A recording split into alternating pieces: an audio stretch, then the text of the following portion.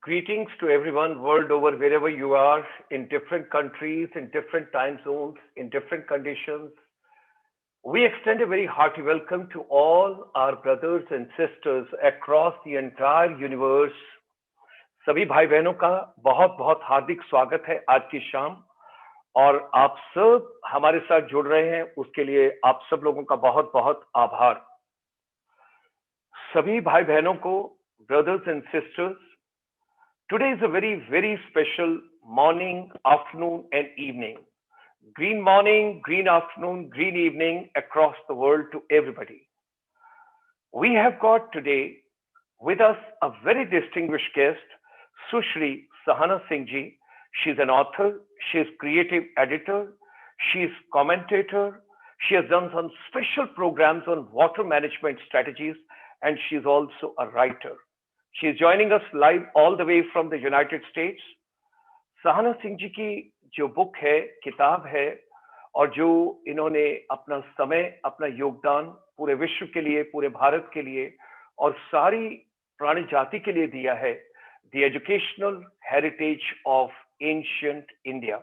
She will be talking about that, and I've also made a request to her that whatever she can share the vision with all of us today, let's make the optimum use of this morning, this afternoon, and this evening in different time zones. Across the world, once again, a hearty welcome to all of you. And ladies and gentlemen, right from 25th of March, when we had the lockdown and we felt this pandemic, coronavirus, we know 1.86 billion children are away at present from schools, colleges, universities, institutions, wherever they were studying. I know doctors, nurses, paramedical people, they're great warriors, they're doing great job.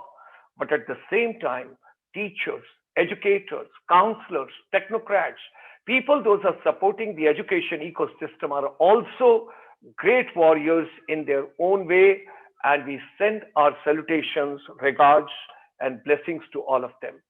Ladies and gentlemen, today is the 407th webinar which we have done, and it is dedicated totally, exclusively, only on three words: making education relevant. How शिक्षा को प्रासंगिक बनाया जाए, which should be relevant to my day-to-day living, my life, my lifestyle, my values, my ancient values, my heritage, my culture, but we got to live with the reality. We will talk about it. Heartiest congratulations to Honorable Prime Minister of India, Shri Narendra Modi ji, Education Minister Dr. Ramesh Pokhriyal Nishank ji, that 29th of July, they gave the new education policy after 34 years to India. 1947 independence, 1968 first policy, flip the last two words, prefix and suffix, change it to 1986. That was the second policy.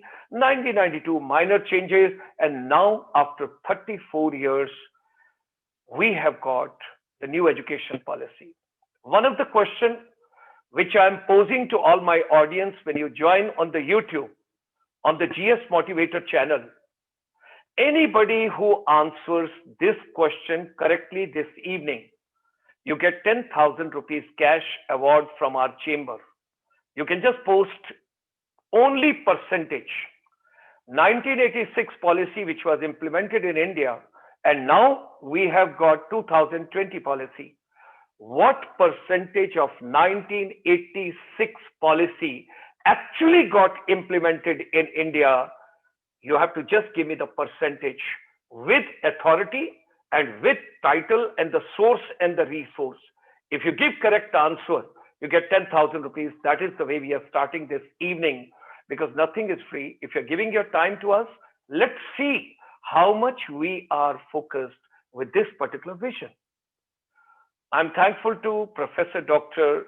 Vivek Shankar Natarajan ji, the Professor of Marketing, Lamar University, Texas, who is the source, resource, स्रोत जिनके माध्यम से हम सारे का सारा इस ecosystem को डेवलप कर रहे हैं कि that more and more people should join us in making education relevant. So ladies and gentlemen, the global confluence of intellectuals. And if you recall and recollect, I'll show you subsequently in a slide since morning what all we have been doing.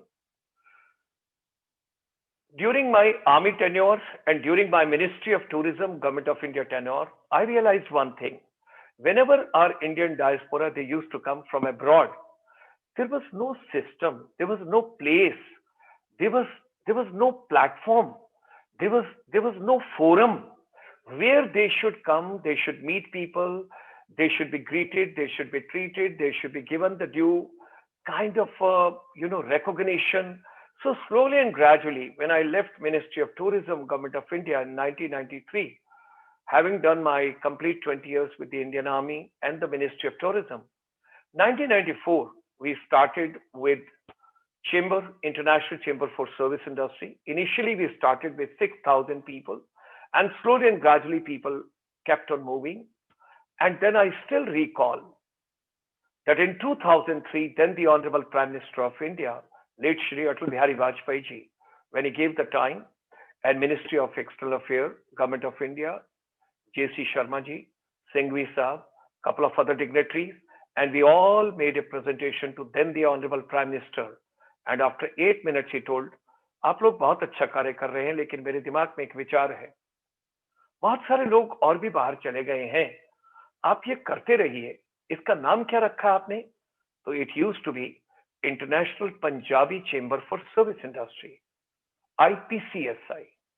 और उन्होंने कहा ये करते रहिए, बहुत अच्छा कार्य. कब करते हैं आप? हमने कहा जी 13 जनवरी को. क्यों करते हैं? सर लोहड़ी फेस्टिवल होता है. तो लोहड़ी के साथ क्यों करते हैं? सर कल्चर के साथ इसको जोड़ा हुआ. दूसरा, इस समय एनआरआई भारत आए होते हैं. Great, that's lovely. तो अब एक काम करते हैं, भारतीय प्रवासी दिवस शुरू करते हैं और इसको 9 जनवरी को करें. तो सब लोगों ने एक दूसरे की तरफ देखा, 9 जनवरी को क्या है?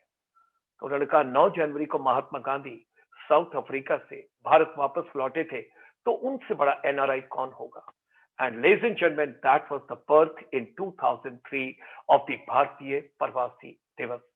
Today we are proud, our brothers and sisters, approximately 30 million plus, they are abroad in different countries, in different profiles, in different ventures, and they are bringing great proud to India. हम सब के लिए गौरव है, हम सब के लिए गर्व है कि वो लोग बहुत अच्छा कार्य कर रहे हैं जहां पर भी हैं. इस पूरी यात्रा में अभी कोविड-19 के टाइम में, पैंडेमिक के टाइम में, जैसे डॉक्टर्स और हेल्थ इश्यूज के एरियाज के काम कर रहे हैं, हमने एजुकेशन पर फोकस किया. और इस यात्रा के अंदर एजुकेशन इकोसिस्टम के वाटर एम्पावरमेंट में एनवायरनमेंट भी जुड़ गई, वाटर कंजर्वेशन भी जुड़ गया, ग्लोबल वेलनेस भी जुड़ गया, micro small and medium enterprise भी जुड़ गया, इंडिया आसियान की कुछ पार्टनरशिप भी जुड़ गई, और north east part of India जिसको माननीय प्रधानमंत्री अष्टलक्ष्मी कहते हैं, वो लोग भी साथ में जुड़े बहुत देर. नाउ जो हमारी परंपरा और सब चीज रही, तो हम कहते हैं वसुधैव कुटुंबकम. That means the whole world is one family and all of us are together.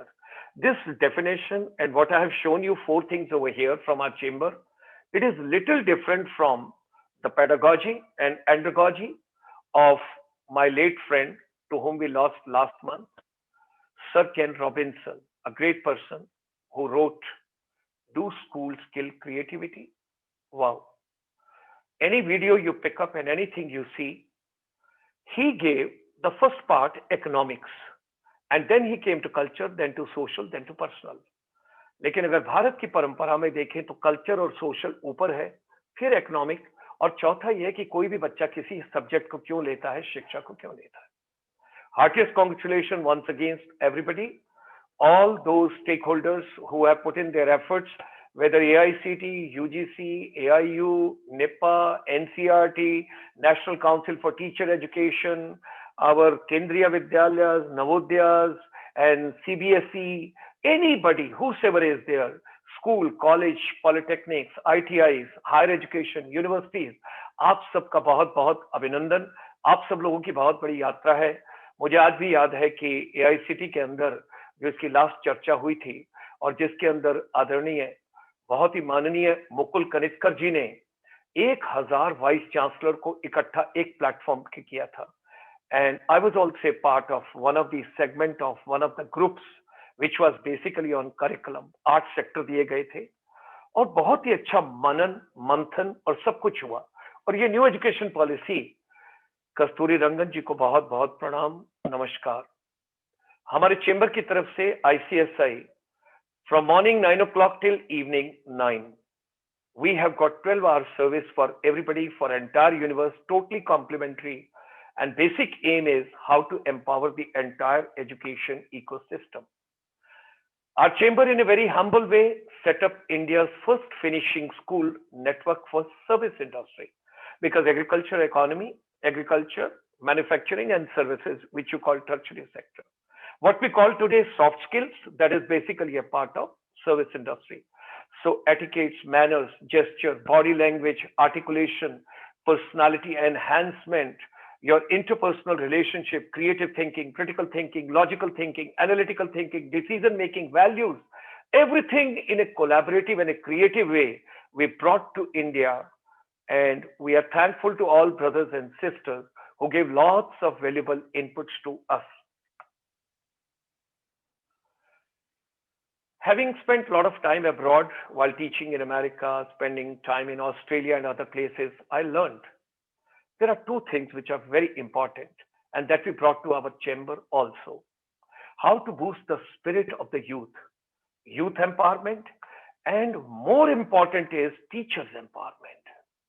And for teachers, it is personal and professional development. Both are very important, which our chamber has taken. And today, when I'm talking to you on Sunday, 6th of December, when the year is likely to get closed in a couple of days, क्या चाहता है आज का युवा? आज के युवा की क्या सोच है? Which direction are they taking? Where they want to go? About 400 million plus youth, when we came across, they told, आपके सारे कार्यक्रम अंग्रेजी में है, कुछ प्रोग्राम हिंदी में भी कीजिए। तो 12:30 बजे एक स्पेशल प्रोग्राम बच्चों के लिए, जीवन संचालन कौशल, कुछ भी असंभव नहीं है और जो कुछ भी तुम चाहते हो वो जीवन में पा सकते हो। तुम्हें जुनून चाहिए, work should be your passion. और पिछले दिनों में गवर्नमेंट स्कूल के, क्योंकि मैं खुद एक गांव के स्कूल से पढ़ा हूं, मेरा सबसे पिछड़ा हुआ इलाका था और मैं अपने एक दोस्त की किताबें लेके कैसे आर्मी की कमीशन में लेके गया, जब मैं उसकी बातचीत करता हूं, सो लेडीज एंड जेंटलमैन, कुछ भी असंभव नहीं है। अगर मैं यहां तक पहुंच सकता हूं तो कोई भी बच्चा मुझसे भी आगे, क्योंकि आज की जो बच्चों की क्रिएटिविटी है, अगर उसके पैरामीटर्स लिए जाए, जो उनके पास मिलेनियल्स हैं, जिनके पास गैजेट्स हैं और आज टेक्नोलॉजी का बहुत विकास है, तो हमने उन सब बच्चों के लिए जो गवर्नमेंट स्कूल्स में हैं, 23 तारीख से 28 तारीख तक तकरीबन 5 से 6 लाख बच्चों के लिए एक फ्री प्रोग्राम पिछले 23 तारीख से 28 नवंबर तक किया कि आपको स्कॉलरशिप की तैयारी करनी चाहिए, आपको घबराना नहीं है, आपको तैयारी करनी है। और ये पूरा प्रोग्राम हमने YouTube के माध्यम से बच्चों को दिया और उनकी भाषा में दिया। हर रोज दोपहर को 5 प्रिंसिपल आते हैं और जो हमसे बातचीत करते हैं, और हमारा टोटल फोकस है कि एजुकेशन में टीचर्स को एम्पावर कैसे करें। बच्चे तो एम्पावर्ड बहुत हद तक हैं, उनके पास ऐसी ऐसी इनोवेशंस हैं कि उन कुछ सवालों का जवाब हमसे नहीं दिया जा सकता, बहुत मुश्किल है। सिंगापुर से अनिल मनोचा साहब हमारे साथ हैं। He is the senior adviser to ICSI. He is based out of Singapore. And every Friday evening, we have got a special program on water management strategies. माननीय शिक्षा मंत्री की बेटी आरुषि निशंक जी, she is a great environmentalist and she is a social activist. ये स्पर्श गंगा पर काम कर रही हैं, सुख शांति स्मृति की जब बातचीत करते हैं तो हमारे honourable state minister, union minister जो हैं रतन लाल कटारिया जी, वो इस कार्यक्रम में आए और 2000 बच्चे पूरे विश्व से, पूरे संसार से हमारे साथ जुड़े और जिन्होंने एक एक मिनट के लिए ये बोला कि वो वाटर बचाने के लिए क्या सोचते हैं, कैसे सोचते हैं, क्या किया जा सकता है। This program we held on 12th of August. That was World Youth Day under UNESCO. हर शनिवार की शाम को, क्योंकि जब आप इतना कार्य टेक्नोलॉजी के साथ कर रहे हैं, इंटरनेट के माध्यम से कर रहे हैं, so you need your health also in order, और मेंटल हेल्थ और फिजिकल हेल्थ। जो मेंटल हेल्थ की भी बातचीत करते हैं, क्योंकि अगर आप मेंटली स्ट्रांग नहीं है तो बहुत प्रॉब्लम है। तो आयुर्वेदा के इसी पूरे पैंडेमिक के अंदर हर शनिवार को शाम को 6:30 बजे special programme on Ayurveda we started with ministry of AYUSH. सबसे पहले एडवाइजर साहब आए और उसके बाद ये कार्यक्रम शुरू हुआ, और आजकल डॉक्टर परमेश्वर अरोड़ा बीच में, बहुत सारे वक्ता, कोई तकरीबन 60 के करीब आयुर्वेदिस्ट इस प्रोग्राम में आ चुके हैं। आजकल हम अर्थराइटिस की बातचीत कर रहे हैं, अगले शनिवार को गाउट की बातचीत है। इस शख्स ने अपनी पूरी जिंदगी 30 साल से अमेरिका में है, हमारे प्रेसिडेंट भी रह चुके हैं, और इनसे इतना कुछ सीखने को मुझे मिला। दिसंबर में जब यूनिवर्सिटीज बंद हो अमेरिका में, and when he comes to India, he devotes his time in Rishikesh. He devotes his time with all in the interiors in Bangalore. He goes to Mutts. He goes to all those places. Double PhD, one in education, second in Buddhism. 8 years he dedicated for Buddhism. And nowadays with him, we have got a series, Vidya से अध्यात्म विद्या की ओर। हर रविवार सुबह 1.5 घंटे का हमारा कार्यक्रम रहता है, और इसमें देश विदेश के जितने लोग हैं वो सब जुड़ते हैं। Professor Satendra Dhiman from the Woodbury university, Burbank, California, United States. इसके बाद हम आसियान जाते हैं और नॉर्थ ईस्ट के लोगों को जोड़ते हैं। हमारी 8 ब्यूटीफुल स्टेट्स नॉर्थ ईस्ट की हैं और 10 कंट्रीज हैं आसियान की। आज भी कार्यक्रम था। अभी के जो हमारे प्रेसिडेंट हैं, he is from Thailand, and today we had distinguished guests from different countries. So this is a program because the economy of the ASEAN is growing very fast, और इंडिया का बहुत सारा कल्चर लॉर्ड अशोका के through ASEAN में गया था। अगर आप जाएं और कंट्रीज को विजिट करें तो अंकोर वाट को देखिए, नॉम पेन को देखिए, बैंकॉक का एयरपोर्ट देखिए, कहीं भी चले जाइए आप, और आप ये सोचिए बाली में, जावा में, सुमात्रा में, जकार्ता में रामायण और ये सब चीजें, रामलीला दिखाना, सब चीजें। और अगर पढ़ाई का पर्पस कुछ करना है, माता पिता की भी बहुत सारी एक्सपेक्टेशंस होती हैं, तो हमारे रविंद्रनाथ जी जो चेयरमैन हैं media entertainment, micro small and medium enterprise के, ये पहले सीएमडी रहे एनएसआईसी के under ministry of micro small and medium enterprise. आत्मनिर्भर भारत में इंडस्ट्री के पर्सपेक्टिव में आज शाम भी इन्होंने हमें एक ऐसी जगह पर, ऐसे चेंबर में, अभी इस कार्यक्रम से पहले ये कार्यक्रम था जो 1 घंटा पहले ही समाप्त हुआ, और जहां पर कोई 1500 के करीब चेंबर्स के लोग इस कार्यक्रम में अपने प्रेसिडेंट के साथ जुड़े। We are having about 25 programs every week, all dedicated to only 3 शब्दों पर सब कुछ हमारा टिका है, मेकिंग एजुकेशन रेलेवेंट। एजुकेशन को रेलेवेंट कैसे किया जाए और किस तरीके से किया जाए, और इस पूरे प्रयास के अंदर हम सबको साथ लेके चल रहे हैं। And I personally feel at this age I am the most humble student who wants to learn from everybody. And क्योंकि फौज की बैकग्राउंड है, हर चीज प्रैक्टिकल चाहता हूँ, थ्योरी नहीं चाहता हूँ, और इसीलिए इंडस्ट्री हमेशा कंप्लेन करती है कि जो बच्चे हमारे पास आ रहे हैं वो स्किलफुल नहीं है, तैयार नहीं है, हम इनको एब्जॉर्ब कैसे करें, इनको लें कैसे, तो उनको फिर दोबारा तैयार करना पड़ता है। और उसके लिए माननीय प्रधानमंत्री जी ने एक अलग मिनिस्ट्री बना दी, सेक्टर स्किल काउंसिल आ गई, 37 सेक्टर स्किल काउंसिल्स हैं। डॉक्टर महेंद्र नाथ पांडे जी माननीय मंत्री बहुत अच्छा कार्य कर रहे हैं उसमें, और सारी सेक्टर स्किल काउंसिल बहुत अच्छा कार्य कर रही है, बहुत उद्यमी लोग हैं।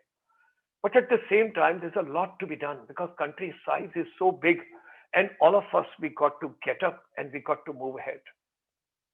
Incubation center in schools, colleges and universities, polytechnics and ITIs, finishing labs, soft skills and life skills, and Atal tinkering labs. Our chamber is giving complimentary services at this point of time to all schools, colleges, institutions, whosoever is interested, क्योंकि education को relevant करना है, practical करना है। पूरा निचोड़, पूरी बातचीत का अभी तक का जो कुछ भी हमने डिस्कस किया, right from 25th of March till 30th of November, The world order has changed. The B2B is no more business to business. We got to recoin, reterm, rethink, repackage, and that is going to be B2B, back to basics of life. Sustainable development of the world, अपना भोजन, अपना स्वास्थ्य, अपनी शिक्षा. Organic सब्जियां अपने घर में उगाना, अपनी सेहत का ख्याल रखना, earn and learn. Part time job भी करो, माँ बाप का हाथ भी बटाओ, क्योंकि that is also very important. That's what is the recommendation from our chamber, which we are giving everywhere. And ladies and gentlemen, whatsoever human mind can conceive and believe, it can achieve. Let's come together for making education relevant. It's a global confluence of educators, motivators, technocrats, counselors, wellness experts, corporate, government administrators, and decision makers. All of us together. Should you wish to be a panelist or send suggestion, email is there. You want to send a WhatsApp, you're more than welcome. प्रणाम, नमस्कार. इस समय सुबह है America में. सुश्री सहाना सिंह जी का बहुत बहुत अभिनंदन, बहुत बहुत नमस्कार है मैडम को. She is an author, she is editor, she is columnist, she is commentator. Sushri Sahana Singh ji, she writes on a variety of issues, including water management, environment, and Indian history. Her book, The Educational Heritage of Ancient India, How an Ecosystem of Learning Was Laid to Waste, has been appreciated for awakening Indians to the role played by India in spreading knowledge around the world. Her second book on the same subject is awaiting publication. Sahana Ji, articles have been published in Reader Digest, Washington Post, Discovery Channel Asia, Asian Water Magazine, and Swarajya, IndiaFacts, and other many publications. She is passionate about traveling and connecting the dots across different societies, civilizations, and disciplines. On behalf of our chamber, ICSI, International Chamber for Service Industry, we extend a very warm welcome to Madam. We have also been joined by Dr. Vivek Shankar Natarajan ji, Professor of Marketing, Lamar University from Texas, USA. Professor Dr. Vivek Shankar Natarajan ji is a professor of marketing at Lamar University in USA. He holds a Bachelor of Engineering in Electrical Engineering from Bangalore. He is an MBA in International Business from Punjab University and PhD in Marketing in University of Texas, Arlington. Professor Natarajan is one of the most experienced professors in area of online education and role of technology in higher education, with continuous involvement in that area for about a decade. He was awarded the Distinguished Educator Award by Federation of Business Disciplines, Association of Collegiate Marketing Educators in 2018. The work which you have taken, Professor Saab, I salute you and I send you my blessings. You should do very well in your life because you're a very positive, very creative, very dynamic, and very vibrant person. I think every minute you want to make optimum use of, and your every call gives me a new kind of a vibration and energy that here are people, those are interested to do something for India, and they want to do the networking and the complete process, how Indian education ecosystem can be empowered. We dedicate this evening, because the new education policy has come. It's a 2.5 minute song which our chamber has produced, and the gentleman who has written the song, who has composed the song, who has given the lyrics to the song, who has sung the song, who has given the music composition to the song, it's all complimentary for our chamber. God bless him. He has done a wonderful job for all of us, and we dedicate this to the entire universe. So ladies and gentlemen, it's a pleasure, because this evening we play this song for all of you.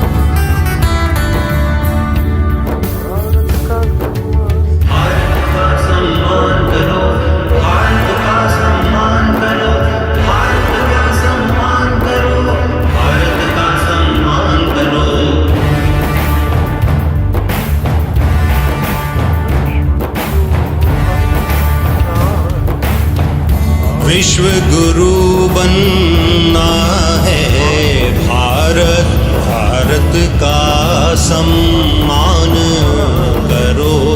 विश्व गुरु बनना है भारत, भारत का सम्मान करो।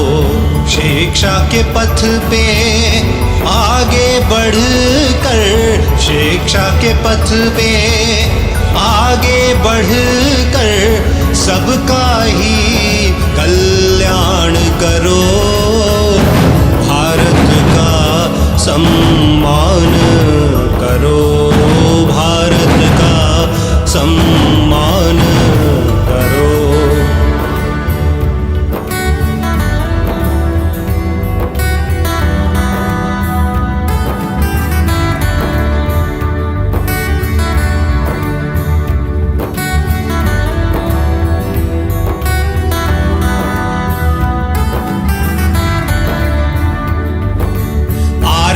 से उज्जवल शिक्षक पूर्ण जगत में छा जाओ।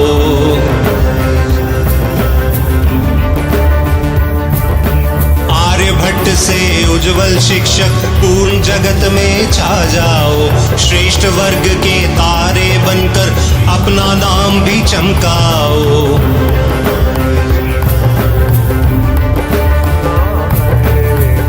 विश्व गुरु बनना है भारत, भारत का सम्मान करो।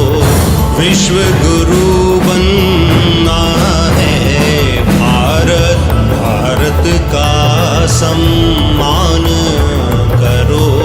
शिक्षा के पथ पे आगे बढ़ कर, शिक्षा के पथ पे आगे बढ़ कर सबका ही कल्याण करो।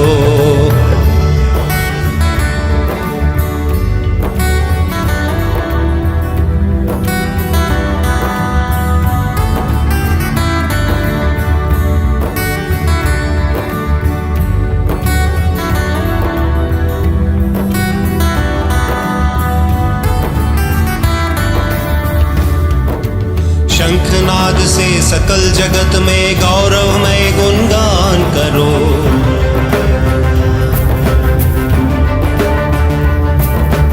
गगन कल्पना एपीजे कलाम और भगत सिंह बन जाओ। साहस भर के झांसी जैसा जीवन का बलिदान करो।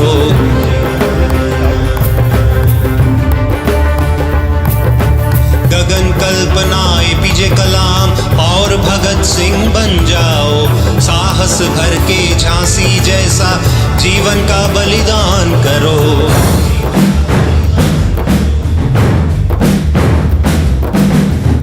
विश्व गुरु बनना है भारत, भारत का सम्मान करो। विश्व गुरु बनना है भारत, भारत का सम्मान करो।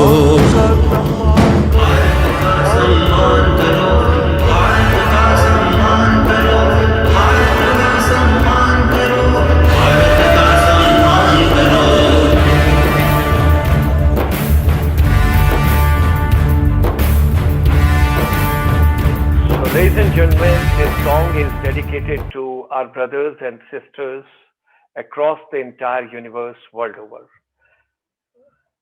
So thank you very much. Namaste, and I'm very obliged, very privileged that you have invited me to speak at this event. So would you like Professor Vivek Shankar Ji say a few words about you and then we start? Yeah, we can do that. Sure.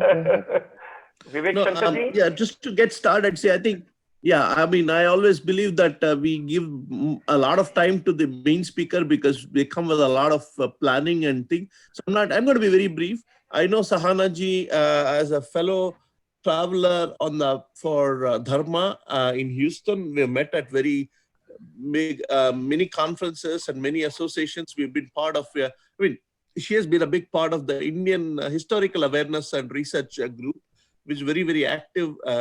And what struck me was, again, she had a background like I do. We are all engineers by training, but then she has found a calling in writing and talking about social sciences. So I find it very refreshing to read her articles.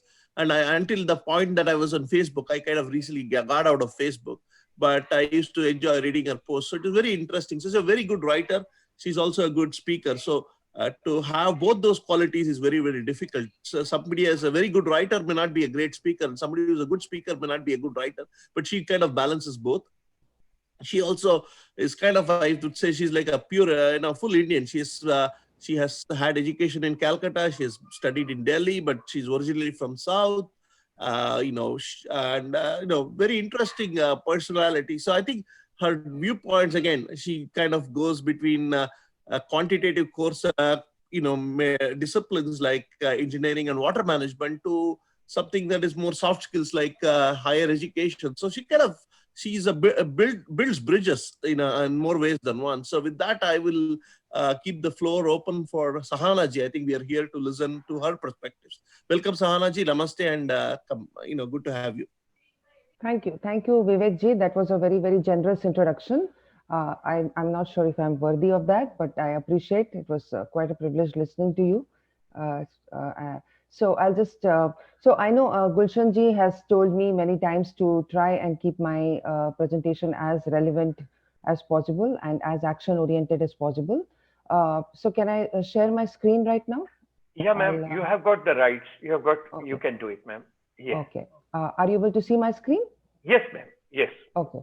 So this is the topic I am going to speak on, the India's educational heritage, what we lost and some ideas for revival.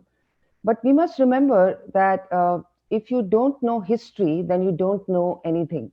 You are a leaf that doesn't know that is part of a tree.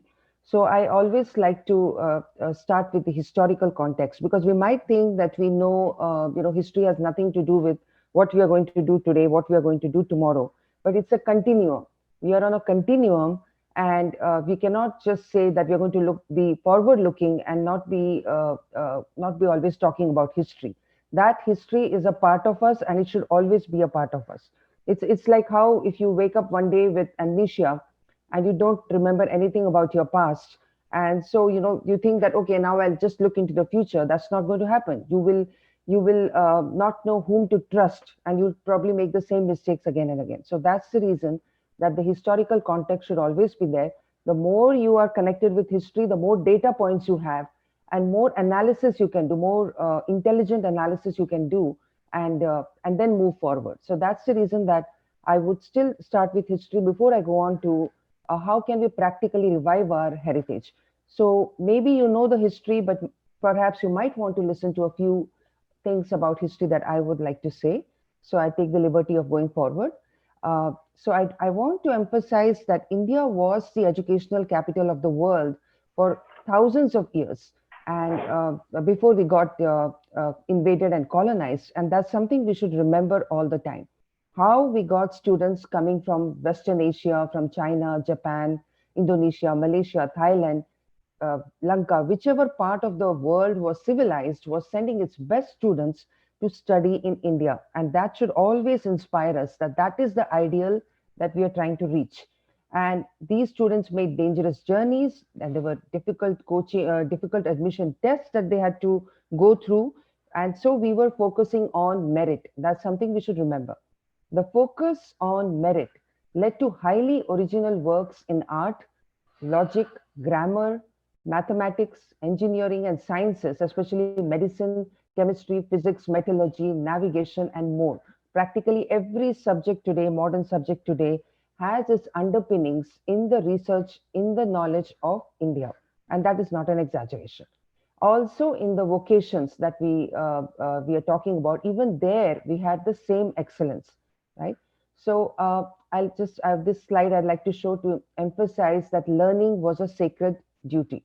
So learning is not something we approach lightly. We don't, any branch of learning, like you could be doing computer programming, you could be learning technology, but that the bhavna has to be with Shraddha. It's a sacred duty to learn and expand your frontiers of knowledge. So this is a picture of a ceremony that's performed at the beginning of education. It's called Vidyarambha. So that is the picture I'm showing you. I have this picture of the forest universities of the past, because when we didn't have buildings, that doesn't mean we didn't have universities. We still had universities. Only thing is those departments were under trees. So there would be one guru teaching one subject under this tree, and there'll be another guru in a gurukula nearby teaching another subject, but they were all connected, and it was like a forest university. And I want to emphasize that modern scientific thought is the foundation of that is in our Shastras. So we have all these scientific statements. If you go back and start reading your Shastras, which will inspire you even today. The truth exists whether or not we humans acknowledge it. This is Nyaya Sutra. A physician who has learnt one science only cannot be sure of his own science. And for this reason, the physician has to be versed in many sciences. So interdisciplinarity, that is very relevant today. So we cannot just be focused on one discipline and not know what the other disciplines are doing. I want to share this map, which shows the universities all over India. It's an incomplete map. In my new book, there'll be all those blank spaces are also going to get filled up, because more and more excavations are taking place. And we know that there are several universities which were all over India. And so education was not denied. Everybody had access to higher education as well as the lower education, the basic and the vocational education. Of course, you would be familiar with Takshashila, the oldest university, which is much older than the 6th century BC, we are told, all in ruins because of various reasons, invaders coming in, and then not having the chance to rebuild ourselves. This is Telhara University being excavated since 2009, which is close to Nalanda. Again, huge university, many subjects being taught. So I want to tell you that our society was such that it supported learning. It was an ecosystem of learning that we had, where the teacher was the most respected person in society. And this is something we need to bring back. The entire society supported scholars financially, emotionally, personally. And during religious ceremonies, donations were given to teachers and educational institutes. And there was great merit associated with donating to teachers. So if you, even as recently as in the 1900s, before the British left us, there was still that culture where people would be in places in like Sindh. Can you imagine? Before the partition, this culture was still there. And education could be funded as an act of commemoration of a departed relative. So if a son got killed in a war, then in his name, scholarships would be set up, and there were chairs set up in universities. All this was being done in India until very recently, before we got colonized. Kings were gifting lands to gurus to build centers of education. And there are many inscriptions telling us about that. And the seekers of knowledge were freed from the burden of earning a livelihood. So those who were going into higher education, they were not having the burden of earning a livelihood. They could totally focus on their research. And the ethos of the times demanded that the scholars, typically they were Brahmins, but that's because Brahmins were the ones who were supposed to be the keepers of knowledge.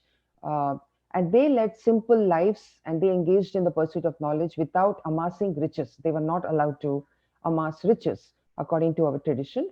And it fell upon the shoulders of the wealthy non-Brahmin families and farmers to support those who devoted their entire lives to learning and teaching. So that was the ethos. And the expenses were subsidized by the ruling kings. Nalanda was funded by the revenues of 100 villages. Students and teachers received clothes, food, bedding, and medicines free of cost. And in several ashramas, the rich students paid, while the Brahmin students, who were typically poor, would opt to do the menial tasks like bringing water, bringing firewood, cooking, and such things, and they wouldn't need to pay the fees. So this also was a model that existed. And the students could always ask for financial assistance from households, and they would typically not be turned away. And then I want to mention that debating was a very intrinsic part of Indian education, something that we should take inspiration from, that it was no education would be complete, higher education, if you were not good in debating and communicating your ideas. So this is the picture of Shankaracharya having his famous debate with Mandana Mishra. And as you can see, it is being judged by a lady, which shows that ladies also were highly learned, and they could also be in this position where they are judging this hugely important intellectual debate. So debate was a part of education. The centers of learning played a big role in nourishing the spirit of open debate. That's the reason we still have this culture of free speech in our country. It is a very, very long tradition, thousands and thousands of years of free speech that we have. And the kings were fond of organizing intellectual tournaments. These were not just for show. These tournaments would be attended by many, many people, and it would tell them the points of two different points of view and enable them to make a decision on which view they agree with. And those who were able to put forward the finer points in philosophy, those who were ornate in diction, they were rewarded. So communication skills were constantly honed. Temples were also centers of learning. So we typically think that temples are just places where we go and worship our deity. Of course, that is the primary function of a temple. But because learning and sacredness go together for us, most of these big temples used to have annexes where lectures used to be held and debates used to be held. So temples were centers of learning. And this, the ruins of the Sharda Peeth in Kashmir, this used to be a very, very important center of learning. Now it is in Pakistan. It was destroyed by Islamic despots. Agrahara, these were colonies of teachers' houses, which were found all over southern India once upon a time. The houses where the teachers lived and where the students could directly go and learn in the teacher's place in the veranda or the porch, which you see outside. And then debates would take place impromptu sometimes right on the street there, because the different professors were all living side by side, and the students also would be going to their houses to learn. And so impromptu debates would take place, and this is how knowledge used to grow. So there was an interdisciplinary approach to knowledge. There was no artificial divide between religion, sciences, and other subjects. Okay. So, for example, the Brahmin priests, they needed to be well versed in mathematics. After all, they were using altars for fire ceremonies, the yagyas, and they had to be in accurate geometrical shapes. Then there were yantras that had to be drawn at the time of Homer, and they needed knowledge of geometry, astronomy, trigonometry. I mean, they needed geometry, solid geometry. And then for the timing of the rituals, you needed the knowledge of astronomy and trigonometry. And this is how religion was not separated from mathematics and the sciences. And you can contrast this with the Western world, where Galileo was arrested after an inquisition by the Catholic Church because he said the earth went around the sun. But in India, the priests themselves were astronomers, even in the Vedic period. Maths and poetry were not separated. Bhaskara too, or Bhaskaracharya, was a poet mathematician. So he used to write his formulae and his mathematical treatises in poetry form. And that's how the children used to learn it. And that's how they could be good in mathematics. And they also knew what was cadence, what was rhythm, what was good language. Then I'll quickly tell you about the knowledge transfers from India. Thousands of Sanskrit manuscripts were carried to China. Indian astronomers and mathematicians were from the best universities held high positions in China's scientific establishments. So we were not only just educating people who came to our country, but our professors were going abroad and setting up departments for them. So when we had a thriving trade between India and Western Asia, so we were not just exporting spices, textiles, and other things, but we were exporting knowledge too. And the first acquaintance of Arabs with scientific astronomy and Hindu numerals was through the works of Brahmagupta. Brahmagupta's name was very well known to the ancient world outside India because the Arabs started learning about mathematics from his books, and that's how they started inviting more and more Indian scholars to Baghdad and the other parts of the Arab-dominated world. And from then on, it went to other parts of the world. There was a house of wisdom from 8th to 13th century in Baghdad where a lot of knowledge used to be shared. So Indian physician Manka in Hindi was in the court of the 5th Abbasid Khalifa, and he translated Sushruta Samhita, India's famous medical treatise, into Persian. And so all these Muslim intellectuals in early Islamic period, Al-Kindi, Al-Farabi, Al-Farghani, Al-Tabari, they all played a very important role in transferring Indian knowledge of mathematics, medicine, astronomy, music to the Islamic world. Maths was called Hindisa, pertaining to India. Let's remember, maths is our own subject. It's our the subject that we spread to the world. And so nobody should be saying that, oh, I don't like maths. If we are Indians, we need to be aware, we need to love mathematics. If you are not loving mathematics, something is wrong. You haven't been taught properly. So the European Renaissance was propelled by the works of Arabic scholars. So when you hear of the European Renaissance, you think that some big explosion happened in Europe and suddenly a lot of works of science and literature and other subjects came on the scene. But these were actually translated works, works that were translated from Arabic. And those Arabic works were works translated from Sanskrit. So there have been major translation movements if we go back in history, and I'm going to talk about that in my new book. So there was a Toledo school of translators in Spain in the 12th and 13th century, which the only task of this Toledo school was to translate works into Latin.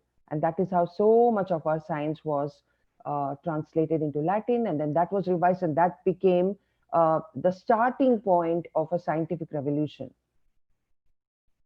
This is Kumarajiva, the teacher of Pahia, whose statue is there in China, and he translated more than 100 Sanskrit works into Chinese, which became masterpieces of Chinese literature. Then there were knowledge transfers from India to Greece, to Europe. I mentioned already Toledo school, and this is the statue of Garcia de Orta, who is considered a very important figure in medicine, because the books that he wrote, there's a book called Colloquios dos Simples y Drogas, which is actually nothing but a discussion on the herbs of India. So the Materia Medica, the list of all the medicines that is prepared from time to time, which was a practice in the Western world. A lot of these medicines were from India. They were not even available in Europe. So, and I must talk about how this huge edifice of education started collapsing when we were invaded. You all probably know about how the universities of Nalanda, Vikramshila, Udantapura, Jagaddala, Somapura, all these were destroyed when mindless violence was unleashed on it during the Muslim invasions. So what happened was that wherever the Islamic Empire started spreading its tentacles, that's where science and the Indian sciences started vanishing from there. The Brahmins, scholars who were keeping that knowledge began to run from there. And Al-Biruni himself said that Hindu sciences receded to areas where our hands have not yet reached them, like Kashmir, Varanasi, and South India. And in the succeeding centuries, even peripheral areas came under Islamic rule. There was a climate of oppression.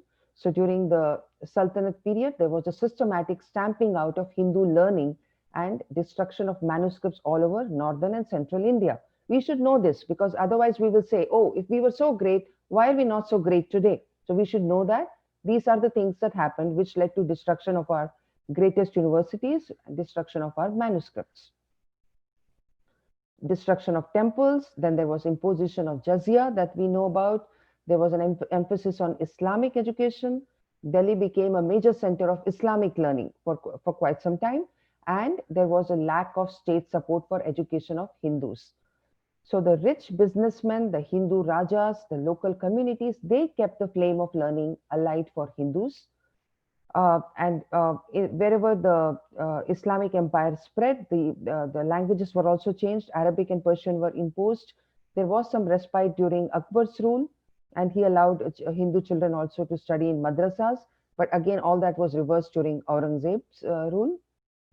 The main thing is that even when we were the richest country in the world, that is during the Mughal period, that is the time when we were the richest country in the world, the Mughal kings missed the science and math bus. So the Mughals did not build on leading edge scientific concepts presented by Hindu scholars of the previous era, all Brahmagupta, Bhaskaracharya, all the work they did, Aryabhatta. We did not build up on that to become world leaders in science and maths. there was an absence of science education. The Mughals were more interested in poetry than science and technology. In fact, Irfan Habib ji has said in Technology in Medieval India, the Mughal Empire has not produced a single worthwhile text on crafts or agriculture. How many volumes of poetry or histories it might have to its credit? So the Sanskrit works of scientists of earlier era began to be forgotten. Madrasas proliferated, and then later on, when we got colonized, that time also, when just the missionaries began to just come in. For example, Akbar, he was least interested in the potential of the printing press to transform education. His son Jahangir was similarly indifferent to a mechanical clock that was presented to him by the Royal French delegation. So though there were so many technologies available at that time, the Mughal rulers were not interested in indigenous adaptation. So we have to make up for that lost time. We got British imperialism after that. The British, when they threw away all the, pushed away all the other European colonizers who had come in. And so English was imposed on the country. Now, why did the British impose English on India? Because there was a convenience attached to having English speaking natives. There were British officers who did not understand regional languages, and they realized that if in the army, they needed a lot of people in the army, they could become disloyal. The sepoys could become disloyal if they read Persian or Sanskrit. But on the other hand, if Indians were taught in English and if they studied English literature, then they would speak of great Englishmen with the same enthusiasm as the British themselves. This is something that was actually discussed in the Parliament of in Britain, where they talked about it. This was a strategy. So if they studied in English, if the medium of instruction was English, they would reject the teachings of the priests. The natives shall not rise against us because we shall stoop to raise them. And thus we have Macaulay's Minute. Then we got the English Education Act of 1835 after a debate of 15 years about what kind of education we should have in England, in India. And that was decided by the rulers in England. This is Macaulay's Minute on Education. I don't think Gulshanji wants me to read it out, but we should remember this every day and every night, that this was the whole grand design that we, with our education, should become interpreters between the colonizers and between the laypersons, so between the common people. So basically an educated elite who will further the cause of the colonizers. And then, of course, I cannot go without mentioning Dharampal, because his research has thrown a lot of light on what kind of an education system we had just before the British came. Even when the invasions have destroyed higher education, what was the basic education like, the elementary education? What was it like when the British just began to rule over India? That came in the studies made by Dharampal. So what did Dharampal find? He found that there were a series of surveys commissioned by the British government in the 19th century to assess the level of indigenous education in India. He came across this, Dharampal found this archival material in London when he stayed there for a few years. So when the British did this survey across different parts of India, before they imposed their education policy, they found that every village in India had a pathshala, and there were 100,000 pathshalas in Bihar and Bengal alone. And reading, writing, epics, arithmetic, all these subjects were taught, and there was very high literacy because people were being educated in their own languages. So they were all educated in their own languages. There was hardly an illiterate person. There were dedicated teachers, there were superior methods of teaching, and there was very high attendance. And in many schools, the Shudras were in majority, while the Brahmins and the Vaishyas were in minority. This is what was found. The British have documented this. So contrary to what we are told, that the Brahmins usurped all power, did not allow others to get educated, that is not true. There were more Shudras and Brahmins than Brahmins in many pathshalas, and there are tables giving all this data, and this data was collected by the British themselves.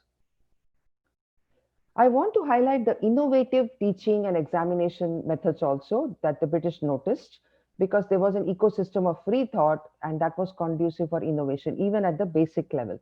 So one Reverend Andrew Bell, who was a missionary, when he was traveling through Tamil Nadu, he was very impressed with the teaching methods in rural schools in Madras Presidency, because at that time, England was languishing in illiteracy. Hardly anyone went to school in England, and most of them only knew the Bible. The only book they had read was the Bible in most parts of England.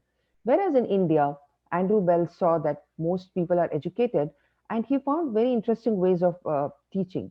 So he saw that outside the rural schools in Madras Presidency, there were heaps of sand placed outside, and on the sand, the children were being taught to trace letters. The alphabets were taught on the sand. So there was no need of blackboards.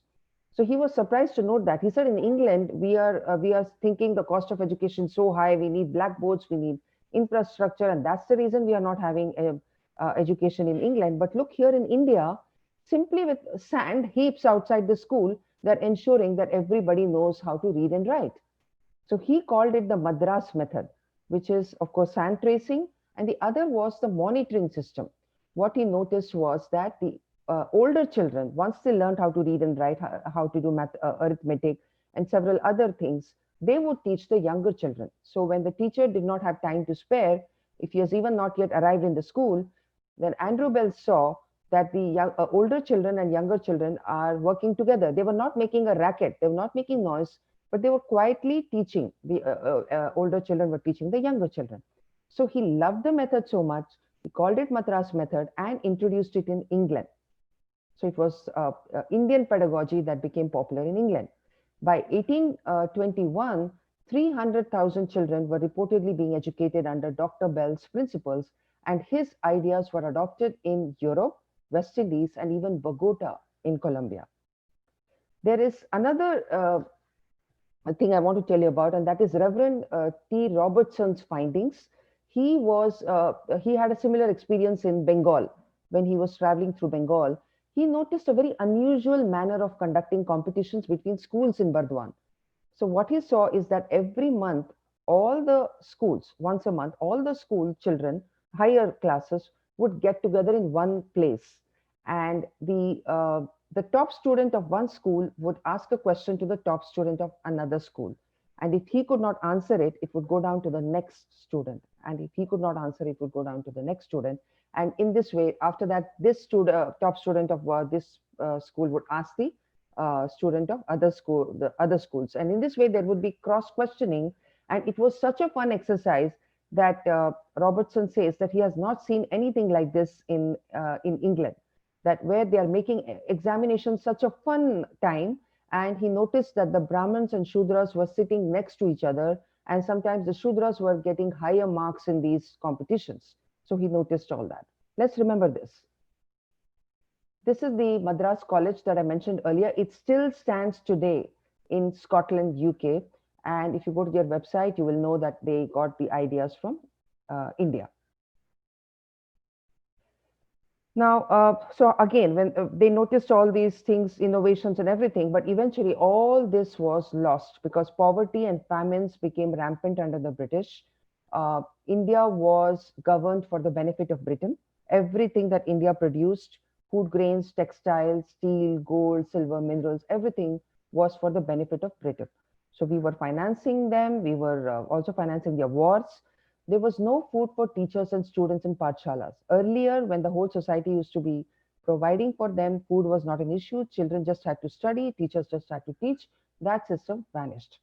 And in places like Tanjavur, mass poverty was created overnight by imposition of 59% taxation of gross produce. Okay, so this is how when the British rulers imposed very, very heavy taxation, then our basic education system was also wiped out. The district collector's role was to fleece citizens. And strangely, we still call them district collectors. Temples were not spared. They had to part with their donations and they fell into disrepair, which continues today, even today. So the British educational policies sounded the death knell for regional languages. Mother tongues were relegated to second languages. And English medium instruction was imposed. M.K. Gandhi said in 1931 that the British had left India more illiterate than it was just 100 years before. And today, in fact, India still has one of the highest number of illiterate people, because once you made them lose the indigenous languages, now everybody wants to learn English, and learning English is very, very hard for these people who don't have that ecosystem. And so illiteracy keeps multiplying. When India became independent from the British, there was a fresh chance to decolonize. That did not happen. And even today, India's self-gaze is through alien eyes. So our past heritage lies buried in Sanskrit and regional literature. Unless we learn Sanskrit, unless we learn the regional languages, it's very hard to know, to retrieve our heritage. That is a strong point that I want to make, because we have started looking at ourselves with alien lenses. We need to take off those lenses. If we look at everything through the lenses that have been given to us by the colonizers and by the missionaries, by the leftists, we look at everything through the lens of caste system, oppression of women, inequality, despots, slavery, and so many other things. So that is the reason we are not able to see our culture with our own eyes, and we need to get back our own eyes. Now I come to the practical part that Gulshan ji has been urging me to talk about. What ideas can we take from India's ancient educational system and work with it today? First thing we should remember is the concept of universal education as a prerequisite to prosperity and happiness. That is something which is there in our ancient texts and in all our writings in the past. So that concept is very important. Also, there was a system where we had a skill-based education for the majority of people. Not everybody was going and studying the higher Vedas, Upanishads, and so on. So there was a vocational system for the majority of people, and the higher education was only for true seekers, those who really want to know who is Brahman, what is Brahman, where are we, where have we come from, where will we go after death. Those people who are seeking answers for that, they would go and take up higher education. But most of the people, the common people, would go for a skill-based education. It was a system of apprenticeship. So though the Jati system of India has been severely condemned because of its latter-day distortions, we see it in a very different way today. But this is all what has been distorted by the invasions and the colonial rule. In the original form, the Jati system was extremely helpful. It must not be overlooked that it served to preserve the knowledge of a variety of practical skills and disciplines down the generations. Okay, so the skills were developed at a very young age by observing and assisting. Incidentally, an NEP has taken the skill aspect of it, the skilling aspect of education into account. So this was all from our Jati system. So if a child was born in a carpenter's family, then the child right from the beginning would know how to, would be observing parents, uncles, aunts, and all making furniture, and the child would know how to do it, how to make it. Similarly, if a child was born in a physician's family, the children would also be assisting in making the medical formulations, preparing the medicine. So they would already know these things. It's not like they would do so many years of education, then they would learn how to become a doctor. So they would already be knowing how to dispense medicines, what is good health, how to prevent illnesses, and these kind of things. Similarly, classical musicians, for example. So if children were born in a musician family, then they would be able to sing complex ragas at a very young age. So by 15, 16, they are already good enough to give performances with performing complex ragas. And there was also the love of learning that was inculcated at a very young age. It was not forced upon them. They themselves began to like what they were doing, and they loved it. This has been noticed by our the foreign travelers who came to India, like Zhuangzang and others, that Indians don't seem to be forced into learning. They love learning. So that was something that is something that we need to bring back in our education system today. Moral values woven into academics, that was essentially a very Indic concept. Dharma-based approach. So Shraddha, integrity, commitment, discipline, hygiene, all these things were part of the education system. And education was not just for a career, but for life itself. So it was not just that you would learn how to make money, how to have a livelihood, but it would prepare you for life. In life, if the parents die, how do you face a situation? How do you face a crisis when you are now an orphan? So all these things, because they would teach how to grow as a person. So just a minute, I think I came back. I'll probably come to that in later slides. So coming to the skills, right? Today, this is a picture of a sheet metal artisan of Pembarti, which is a place in Andhra Pradesh or Telangana, I'm not mistaken, brass metal craft.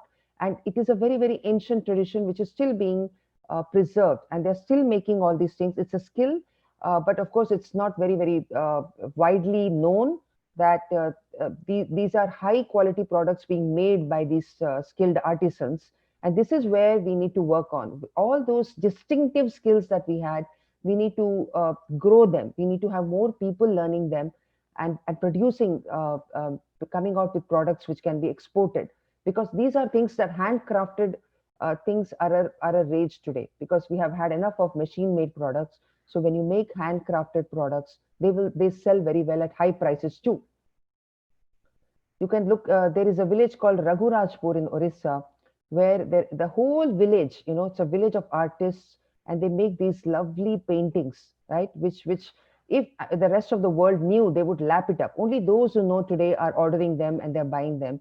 So these are the skills that I'm sure the government of India is also looking at when they were talking about master craftsmen. The NEP talks about how the schools should be working with master craftsmen so that children can choose if they want to get into a certain skill, whether they want to learn the skill or they want to market the skill, they want to write about it. All this should be a part of the skill development. Look at these things. These are the metal mirror makers of Aranmula in Kerala. It is an art that is said to be existing from the Vedic period. And these are beautifully decorated mirrors. I'm sure that if the European world knew about it, they would just order thousands and thousands of them. So it's probably known to a segment of society. Not many people know about it. The terracotta artisans of Asharikandi in Assam, that is an art which is said to have come down from the Harappan period. Okay, so these are all the skill centers we have in India, and these are not very well known to the urban people. The grass mat weavers of Pattamadai, I am maybe not pronouncing it right. The Muslim weavers are engaged in this craft for generations. Just look at how beautiful this is. So that is about the skills. And then what other ideas can we take from India's ancient educational system? I think we should be taking the idea of memory training. And this is where we can probably take help from the Veda Pathshalas. Today the Veda Pathshalas are starving for lack of funds. And in these Veda Pathshalas, they're preserving the Vedas, right? It's very important to chant the Vedas, to know the Vedas. They should not be just kept in books and nobody knows how to chant them. You have to know how to chant them. But nobody is supporting these Veda Pathshalas, and nobody thinks that the modern world has anything to do with them. But the point is, there is so much that the modern education system can take from the Veda Pathshalas. For example, memory training. So if you go and look at the way they are memorizing things, you need to learn a thing or two from them, because today our memories have become so less that we barely can remember even phone numbers, right? Because over a period of time, everything has been outsourced. So hard disks are there, the phones are there. So we don't need to remember anything. Google is there, we can search. But the thing is, memory was an extremely valued trait in ancient times. And I think even today it is very important, because when you have a good memory, you are also going to be a good decision maker. If you are able to remember a lot of facts, a lot of figures, then you can connect the dots and you can make good decisions. And it also improves your personality. When you're able to remember, you're also going to communicate very well. So this is something I feel that there should be collaboration between the modern schools and the Ved Pathshalas. Then the spirit of inquiry, that is something that was very, very important in ancient times, that this is something we need to find ways to develop this in our children today, because they are not thinking, they're not pondering on questions. And it might be because they're not so much in contact with nature. They're doing a lot of things mechanically. So the spirit of inquiry has reduced considerably. Logical thinking and debating, starting from Nyaya Tarka principles, this needs to be introduced in our schools, right? Because you see, today we see a lot of people swallowing fake news. They don't confirm, they don't try to see if there is evidence for what is being shared. They just start consuming. And that's because that the logical thinking is not taught in the schools today, right? Because if something is told, who said this, and then who has confirmed this, can we find out as much as we can about what evidence is there for this? This way of proceeding has to be taught in the schools. The concept of mentorship that we saw, even the Madras Method had it. So are we making the older kids Are we turning them into mentors so that they can teach the younger kids? Everything cannot be done by teachers. Teachers are overburdened today. So can we use the older kids, because that will also develop their skills. When they start teaching to the younger kids, they also will learn. So the concept of mentorship is something we need to develop. Self-awareness, spirituality, self-care of health has to be embedded in education. NEPs has mentioned it, but I'm not sure how well this is going to be implemented. So if we don't have that spiritual core in us, right? Okay, you might be developing skills, but you need the spiritual core, because I think even today, when a traditional textile weaver starts working on his instruments, he first prays to the instrument. He chants some mantras and then starts his work. So that spirituality should be there. Where that you are not the doer. That ego and all that will come if you think that I am the one who is doing this. I am the achiever. No, that thing has to go, and we have to lose ego, right? So this comes by training in self-awareness. Interdisciplinary and collaborative, I already spoke about that. Then care of nature and environment has to be core to every subject. So today we are teaching environmental science as a separate subject, but that used to be core to every subject in ancient times, and today also we need to do that. So whether we are studying chemistry, biology, you're studying anything, programming, whatever you're studying, but you should not be dissociated from nature. You should be in contact with nature at all times, so that you're always thinking of the impact of whatever you're designing. What impact will it have on nature? So there are some urgent steps that I have laid out. Maybe I'm not going into every detail of implementation. That's where I think Gulshan Ji is more of an expert, because he probably can talk about what works and what doesn't work. Now, but the urgent need we have is good textbooks on history, social studies, which teach the real history of India and not the Marxist or colonial missionary narrative. We need textbooks that instill civilizational rootedness. For example, I saw textbooks that were teaching that there are 4 seasons. We have summer, winter, spring, autumn. This is the way it was being taught. It had been laid out in a textbook that I was reviewing. Why are they not teaching about Vasant Ritu, Grishma Ritu, Varsha Ritu, Sharad Ritu, Hemant Ritu, Shishir Ritu, which is rooted in the knowledge of the land? So our textbooks, if you don't have civilizational rootedness, then what will happen is that you are going to be just a floating person, person very shallow, and wherever you will not have anything distinctive about you. So that civilizational rootedness is very important. So we know that the NEP is a wonderful policy. I find nothing wrong with the NEP. It is a beautiful wish list. So we have to talk about how it is going to be implemented. And I have more questions than answers over here, because at the city level, at the village level, district level, all these things, it has to be debated and then see what's the best way to implement the NEP. But I think we need translators in huge numbers, because the best books on science and technology need to be translated into Indian languages. So this is a time where we need translators. We need to get the best skilled translators who can do a good job of translation. I think the educational curriculum should bring out the entrepreneurial spirit in students, right? The students should be encouraged to be problem solvers, right? Currently, the textbooks that we have, some of the ones that I've reviewed, they portray the government like my bap, like a provider, like the one which has the nanny state, you can say. And the textbooks talk about how the government should provide healthcare, they should provide employment, sanitation, welfare. That's the way it is being taught.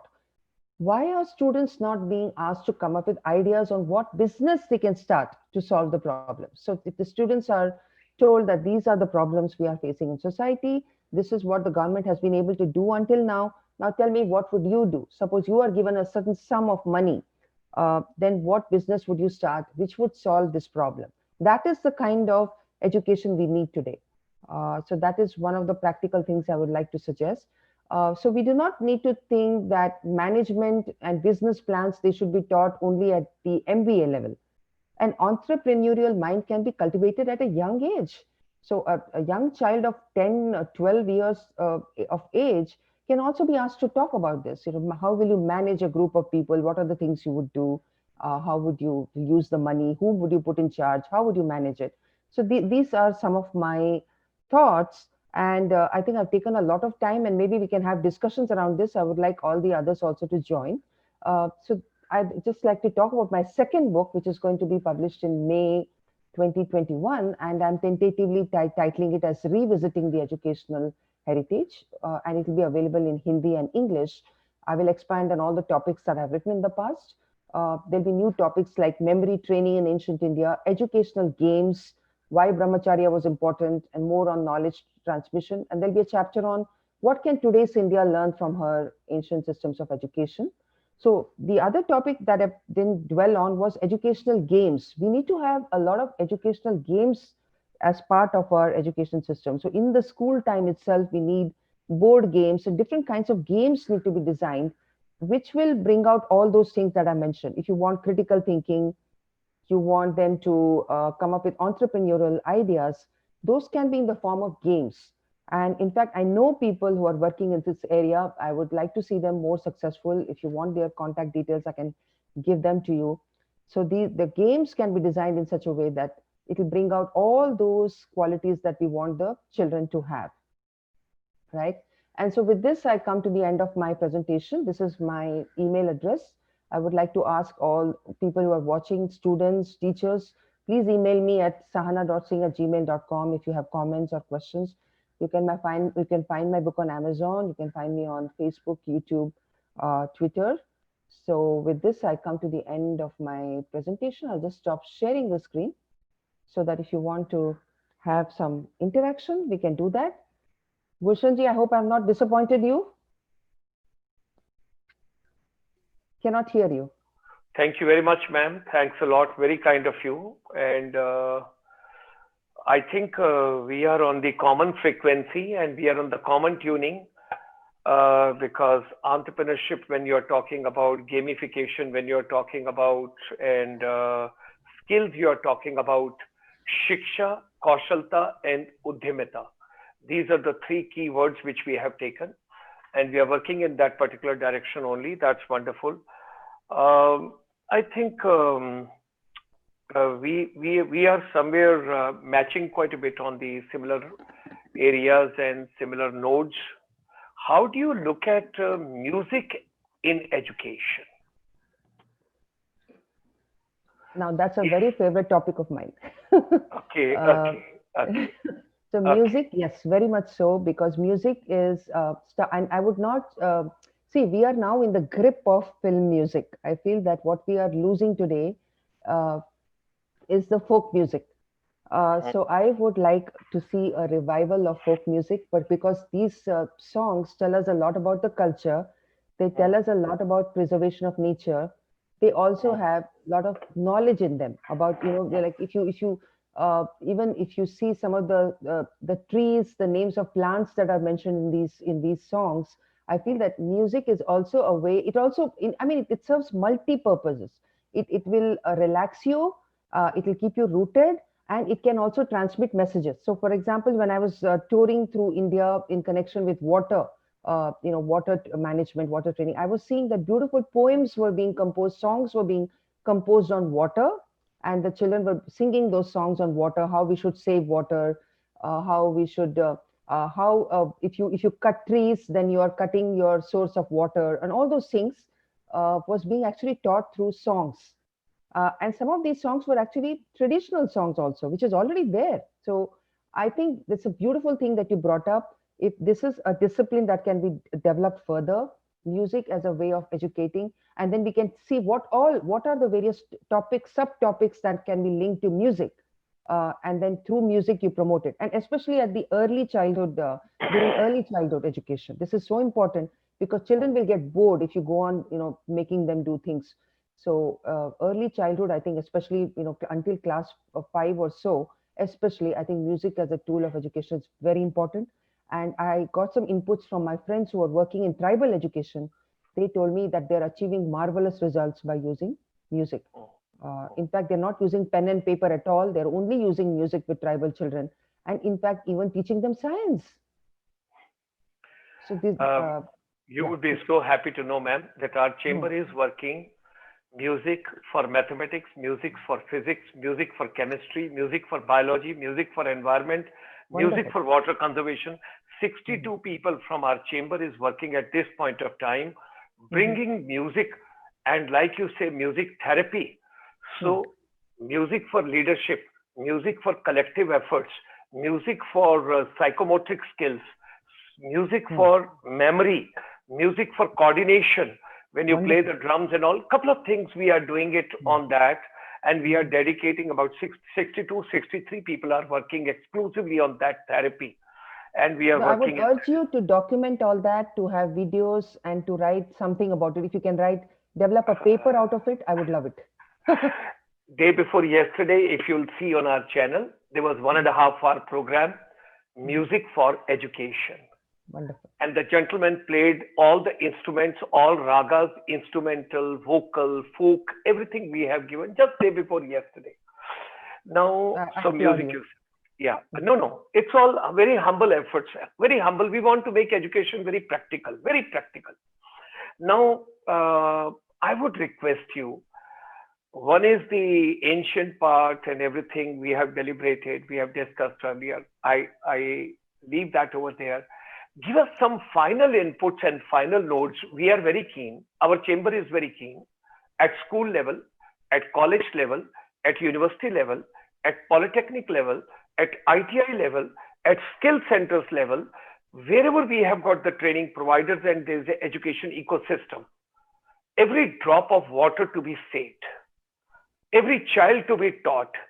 Give us some mesmerizing, some inputs from your side with such a long journey with the water management strategies.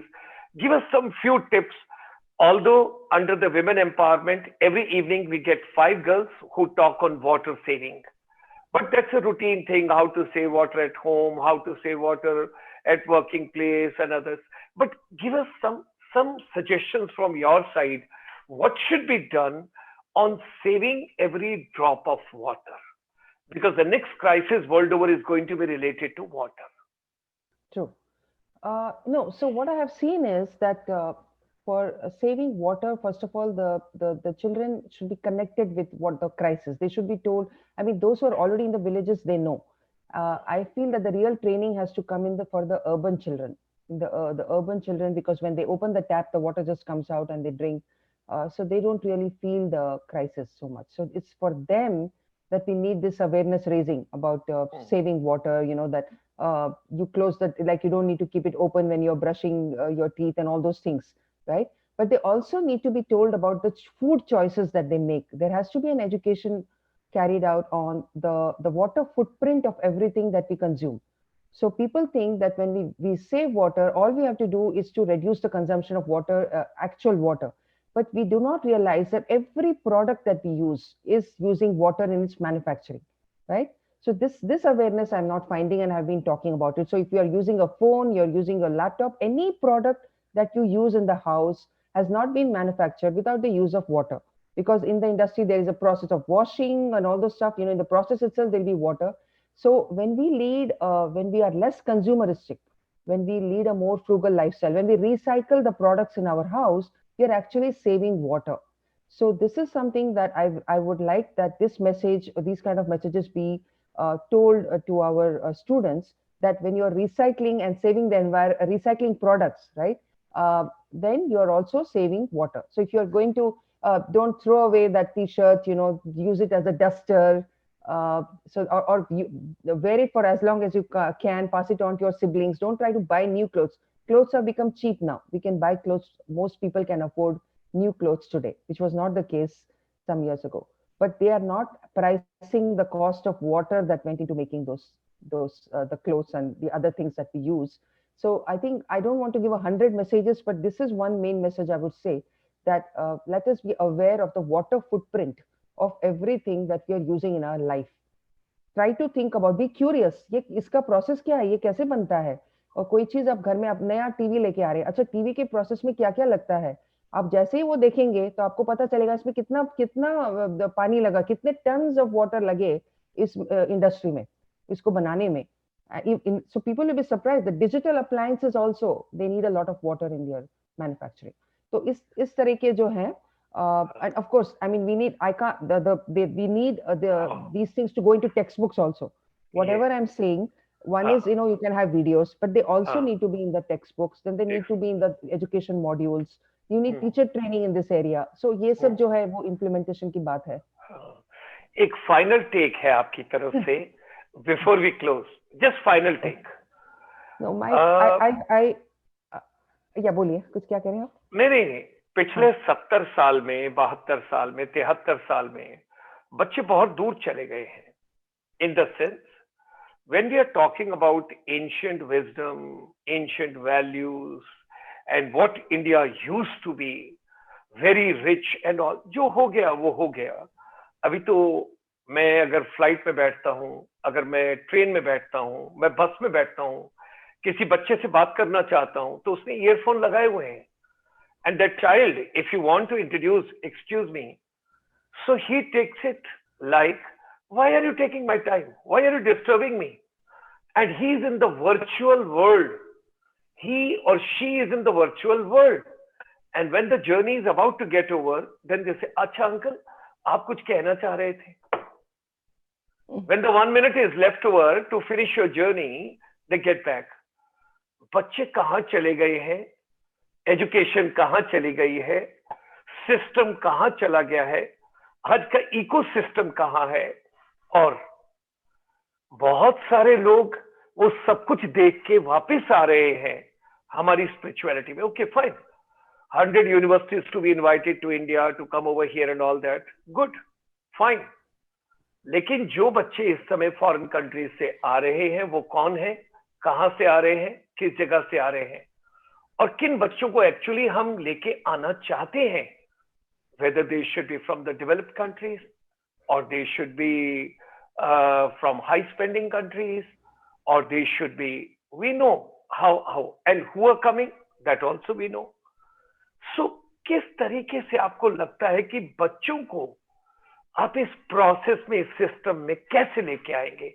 आज 8 साल का बच्चा एक destructive video तो देखना चाहता है जो वॉर की है, वो पबजी तो देखना चाहता है, वो मॉन्स्टर तो देखना चाहता है, वो डायनासोर तो देखना चाहता है, but the child is not interested to see a peaceful, lovable, loving, caring, tender, something which gives a different value.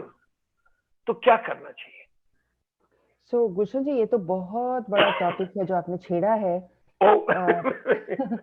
It's like ये जो टेक्नोलॉजी है, हम लोग उसको माइंडलेसली अडॉप्ट कर देते हैं. टेक्नोलॉजी को हम सोचते हैं कि इससे बहुत बेनिफिट्स हैं इसमें, but we do not see the other side of it, right?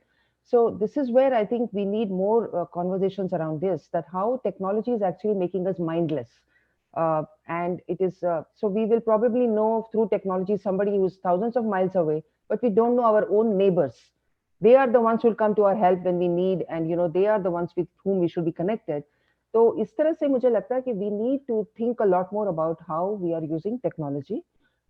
Parents have a big role, not so educators तो first educators तो parents होते हैं, और अगर वो पेरेंट्स ही फोन लेके बैठे हैं, और या पेरेंट्स इतने बिजी हैं कि वो बच्चों को टीवी के सामने डाल देते हैं, and they are feeding the child as they are watching, showing the TV to them, because the parents don't have the ways, they don't have the creative ways to keep the children engaged.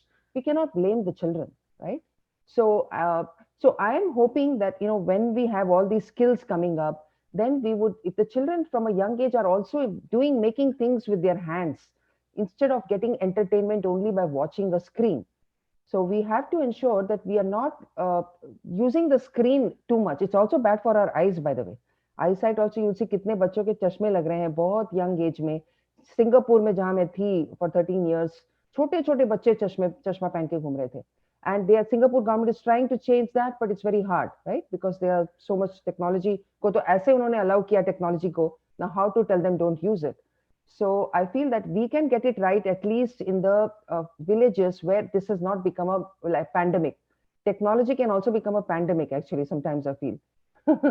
So the judicious use of technology, whereby there are limited hours in which they will be doing that. At the other times, they are in contact with nature, and they are in contact with stories being told to them by the parents themselves, by the teachers. So by all means, let us use audio visual aids for education. but let us not use that, lose that human interaction with the parents talking to their children. More parents need to have interesting conversations with your children. Parents need to be cool themselves. If you're going to be a boring parent, always lecturing, ye karo, wo karo, ye karo, then also the child will switch off. So you have to be like, get to the child's age, play with them. So we need those games that you mentioned earlier, through the games and all that, and need not be need not be those computer-based games. They can be actual physical games, right, in which you incorporate learning. So I think this is a very big problem. I can't maybe encompass everything in one big statement, Okay. but let's start working towards having conversations with our children, and let's start looking at the ill effects of technology and using technology judiciously. Can we have conversations around that? Wonderful. Thank you very much. Thank you. Our deep gratitude and thanks to you, ma'am, for having joined us this morning from USA and this evening in India. And people, those are watching you in Europe, they enjoyed their lunch and they are going to have their evening tea now. Professor Vivek Natarajan ji, anything from your side to convey thanks to ma'am? I have already conveyed my deep gratitude and thanks to ma'am.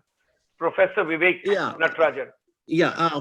First of all, my gratitude to Sahana Ji and for having accepted my request to be on this panel. I know she's a very busy and conscientious, very hardworking to get, and so it's not like when she says yes, she really means it. And when she says no, that means she's actually thinking about when she can do it in the right way. So it has taken some time for us to get to this stage where we could have this. And I'm very grateful that whenever she makes a presentation, she's putting her full effort. So it was a very good, well done presentation.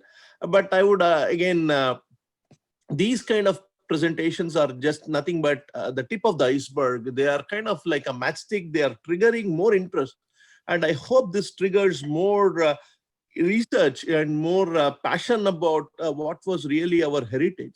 So this heritage is not your heritage, it is not my heritage, it is our heritage. It is the whole Bharatiya heritage. And it is time that we, I don't want to use the word reclaim it, but I think we should understand our own heritage through our own lenses. I think that's a fair statement. We should not be depending on Oxford or Harvard to interpret it for us because they do it from their lenses. So, we can't control what lens they wear or we can't control what they say, but at least it is important that we have our own lens and we can do our own, sort of Purva Paksha, if you will. I mean, that's a very favorite word, but those of us who have been through the Bharatiya tradition of Vichara, Vedanta and Vichara, Chintan Manth, and this Purva Paksha is very important. So we can look at, we need to start looking at our history, our heritage and our epics, whatever. And I again like to use more Sanskrit words, given that non-translatables are a big problem in English language. So I think it is important. So this whole idea that somebody who is wearing a dhoti kurta is an idiot and somebody who's just, if somebody is wearing a suit and they spout wisdom, that is gyan, that has to go away. We should start seeing beyond these prejudices and take pride in our heritage. I think that's the one big thing that comes out of Sahana Ji. The other thing is this whole idea that if I can make a little bit of a political statement here, this idea that in India, again, the role of, women scholars has been, people always argue that we have been subjugated. That is not true. Even look at Ma Saraswati herself, starting from that whole tradition through Gargi and Maitreyi and, all the way to Ubhaya Bharati, who adjudicated the famous debate between Adi Shankaracharya and Mandana Mishra, who later on became Sureshwaracharya. That is there. So it is important that we see, especially the onslaught of modern thoughts like feminism, it's important that we have our people also be in this process. And I know Sahana Ji has been very active on that front also, and I think it's important that we, celebrate scholars like her. And last but not the least, that her thoughts on the water, that was important. In fact, Apo vai sarva devataha. That is what the Vedas say. Apaha means water. In water resides all the devatas. So, there cannot be a culture that has given more respect for water than our own culture. Even today, when we do puja, we do the avahan, the invocation of devatas in water. So water is such an important thing, and the Sapta Sindhus and all that. And given in that country, we are going to have severe challenges about water. It is important we start looking at water in a serious way. So I think all of these topics were covered in great level of detail. And so Sahana Ji, thank you so much for being there. And I would request Gulshan Ji that we need to have continuous engagement with scholars such as Sahana Ji, and need to take this forward, because this is just as I say, this is just a matchstick. It has to start burning more, and we should get more knowledge out of it. With that, my deep gratitude. Have a great day and have a good night, sir. Shubhratri. Thank you. Thank you very much, ma'am. Our deepest regards and gratitudes to you, and thanks to Professor Vivek Natarajan also. And we pray to Almighty that your next book, which is coming in month of May 2021, we would be anxiously waiting for that. If anything we could do from our side, please do let us know, because a lot of work is being done by our chamber now, and the entire canvas when we have taken. We are doing on Vivekanand also, we are doing on Indian Vedas also, Vidya se Adhyatam Vidya ki aur also, water management strategies also, and skills also, Uddhimita also. Making education relevant is the agenda, what we have taken with the universal inputs and the global intellectual capital. God bless you. As an elder brother, we send you our best wishes and blessings. Stay fine, stay wealthy all the time, happy, and God bless all of you. Thank you. Thank you.